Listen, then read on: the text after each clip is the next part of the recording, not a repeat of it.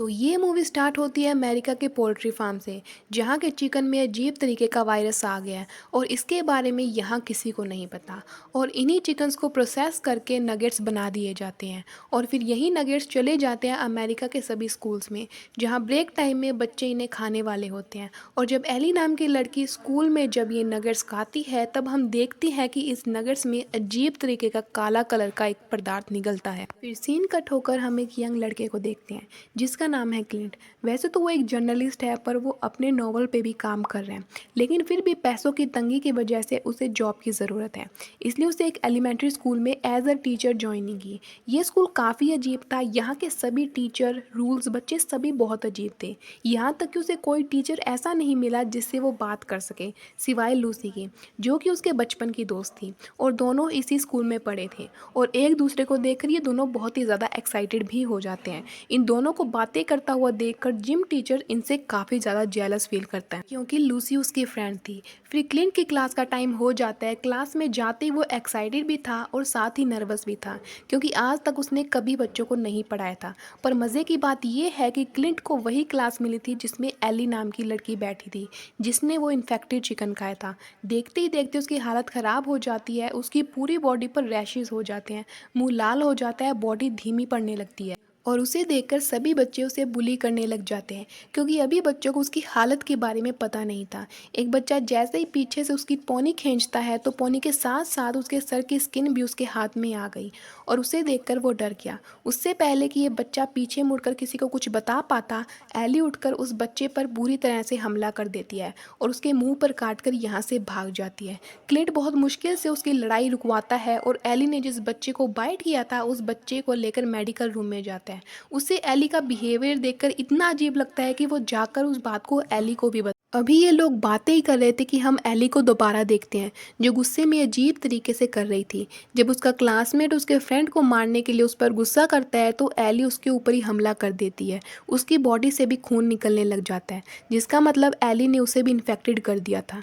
ये बच्चा भी एली की तरह अजीब होने लग जाता है और वो बच्चा आगे बढ़कर यहाँ खेलने वाले बच्चों पर भी हमला करना शुरू कर देता है और देखते ही देखते यहाँ ग्राउंड के सभी बच्चे इन्फेक्टेड हो जाते हैं।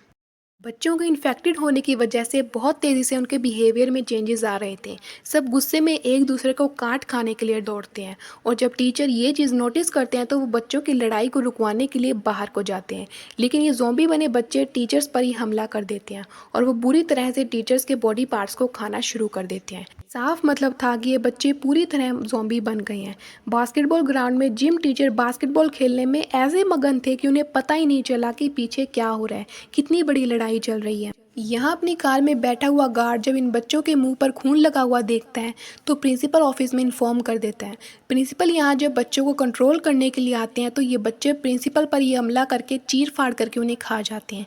ये सब स्टाफ रूम में बैठे टीचर्स भी नोट कर रहे थे। प्रिंसिपल को खाने के बाद जैसे इन बच्चों को इंसानों को खाने की लत लग गई थी, सभी बच्चे मिलकर ज़ोर ज़ोर से विंडो नॉक करने लगते हैं ताकि ये लोग बाकी बचे टीचर्स को भी खा पाएं। सभी डरे हुए थे, इसलिए ये लोग इमरजेंसी अलार्म बजा देते हैं। इमरजेंसी अलार्म को सुनते ही जिम टीचर भी होश में आ गए। उन्होंने देखा कि सभी बच्चे बहुत ही ज़्यादा अजीब हैं और उनके ऊपर हमला करने के लिए आगे बढ़ रहे हैं। वो उन सभी ज़ॉम्बी बने हुए बच्चों को बात करने की कोशिश करते हैं, लेकिन ये तो सुनने के मूड में ही नहीं है, जो कि अब इंसान नहीं है। बहुत ही मुश्किल से जिम टीचर इनसे बचते हुए अपने स्टाफ रूम में पहुंचते हैं। एक टीचर यहाँ पर पुलिस को कॉल करने की भी कोशिश करते हैं, लेकिन वो ये नहीं जानते कि ज़ॉम्बी बना हुआ एक बच्चा प्रिंसिपल ऑफिस में घुस चुका है और उसने वहाँ की सारी फ़ोन लाइन काट दी। लेकिन लकीली पुलिस को भी उनकी कॉल के बारे में पता चल चुका था। अब पुलिस यहाँ पहुँचती है, जिसे देखकर इन सबको एक उम्मीद मिलती है।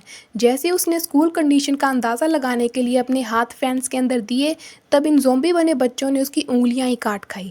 डरकर वो भी यहाँ से भाग गया, लेकिन जान उसकी भी नहीं बच पाई, क्योंकि एक ज़ॉम्बी बना बच्चा उसकी कार में किसी तरीके से बैठ गया और उसने उस पुलिस वाले को बहुत ही बेरहमी से मार दिया। ये सारी चीज़ें देखकर अब जिम टीचर पैनिक हो चुके थे। वो कहते हैं, हमें यहाँ अपनी मौत का तमाशा नहीं देखना चाहिए, कुछ करना चाहिए।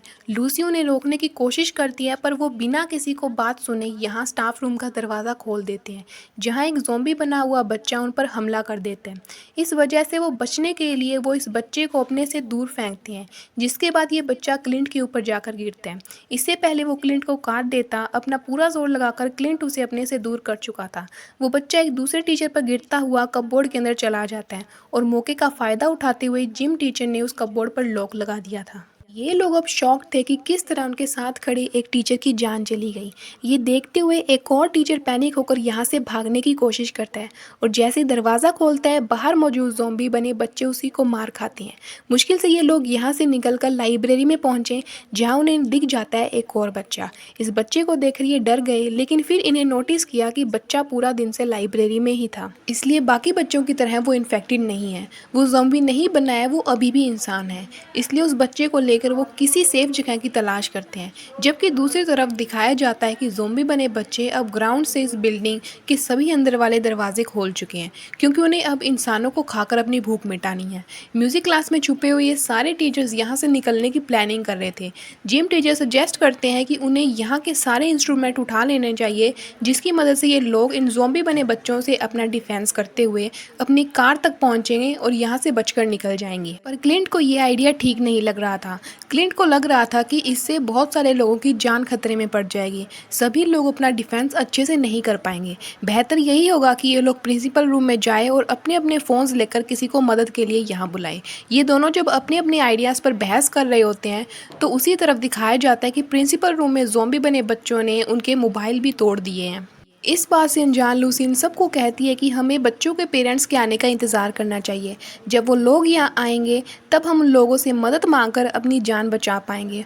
और लूसी का ये आइडिया सबको पसंद भी आता है। यहाँ गार्ड जिसने अपने आप को वैन के अंदर बंद कर लिया था, अब उसके रेडियो से न्यूज़ में हमें ये पता चलता है कि सिर्फ इसी स्कूल में नहीं बल्कि अमेरिका के सभी एलिमेंट्री स्कूल्स के बच्चे यानी छोटे बच्चे ज़ॉम्बी में बदल गए हैं। और ऐसा हुआ है बीमार चिकन्स के नगेट्स खाने की वजह से। म्यूज़िक क्लास में सभी टीचर्स परेशान थे और छुट्टी होने का वेट कर रहे थे। अब बाहर ज़ॉम्बी बने हुए बच्चे अपने शिकारों की बॉडी पार्ट से खेलते हुए दिखाई देते हैं। आखिर वो टाइम आ ही जाता है जिसका उन्हें इंतज़ार था। एक पेरेंट अपने बच्चे को लेने के लिए स्कूल पहुंच जाती है। ये सब मिलकर उसे अपनी तरफ अट्रैक्ट करने की कोशिश करते हैं, ज़ोर ज़ोर से आवाज़ें देते हैं, लेकिन उसे कुछ सुनाई नहीं दे रहा था क्योंकि उसने ईयरफोन्स लगाए हुए थे और वो किसी से बात करने में मगन थी। इतनी मगन थी कि उसे पता ही नहीं चला कि उसका ज़ॉम्बी बना बेटा उसके कार के पिछली सीट पर मौजूद अपने भाई को चीर फाड़ कर खा गया था और फिर उसे अपनी मॉम के ऊपर भी हमला कर दिया। ये सब कुछ अपनी आंखों से देखने के बाद टीचर्स के होश उड़ गई। ये लोग जिस वक्त वापस बिल्डिंग के अंदर जाने की कोशिश करते हैं वहीं एक लड़की टीचर का पैर पकड़ लेती है। ये लोग उससे जान छुड़ाने की कोशिश कर तो रहे थे, लेकिन फिर उनको पता चलता है कि वो बच्ची इन्फेक्टेड नहीं है, वो ज़ॉम्बी नहीं बनी है, इसलिए वो उसे भी अपने साथ ले जाते हैं। इससे पहले कि ये बिल्डिंग के अंदर पहुँच पाते ज़ॉम्बी बने बच्चों की नज़र इन पर पड़ चुकी थी। वो भी इनके ऊपर हमला करने के लिए तेज़ी से इनके पीछे आए और पेड़ के ऊपर चढ़कर उन्होंने इन पर हमला करने की कोशिश की, लेकिन किसी ना किसी तरीके से ये लोग बचकर ऑडिटोरियम में आ गए। उनकी बुरी किस्मत एक ज़ॉम्बी बच्चा उनके पीछे ऑडिटोरियम में घुस आया, जिसे जिम टीचर बहुत ही बुरी तरीके से मारने लग गए और उसे जान से मार दिया। उसकी बॉडी को अच्छी तरह से एग्जामिन करते हुए साइंस टीचर ने बताते हैं कि उसकी ब्लड का कलर ब्लैक हो चुका है और उसका ब्रेन भी छोटा हो गया, जिसका मतलब ये है कि अब वो इंसान नहीं है, ना ही दोबारा इलाज करके इंसान बन सकते हैं। साइंस टीचर ने इन सबको ये भी बताया कि ये सभी बच्चे किसी खास तरीके के वायरस की वजह से ज़ॉम्बी बने हैं और ये वायरस बहुत जल्दी एक दूसरे के अंदर ट्रांसफ़र हो जाता है। अगर किसी ज़ॉम्बी बच्चे ने किसी दूसरे इंसान को बाइट या स्क्रैच किया हो। लूसी कहती है कि मैं नहीं मानती, क्योंकि क्लास से बाहर निकलते वक्त क्लाइंट को भी एक ज़ॉम्बी ने अटैक किया था, पर वो तो अभी तक ज़ॉम्बी नहीं बना। और इस चीज़ से उन्होंने अंदाज़ा लगाया कि ये जो वायरस है वो सिर्फ बच्चों को ही ज़ॉम्बी बना रहा है, बड़ों पर इसका कोई असर नहीं है। अब भी ये लोग यही बातें कर रहे थे कि दूसरी तरफ ज़ॉम्बी बने बच्चे इन्हें पकड़ने का प्लान बना रहे थे। इन ह्यूमंस को डिस्ट्रैक्ट करने के लिए ज़ॉम्बी स्कूल्स की लाइट को बंद कर देते हैं।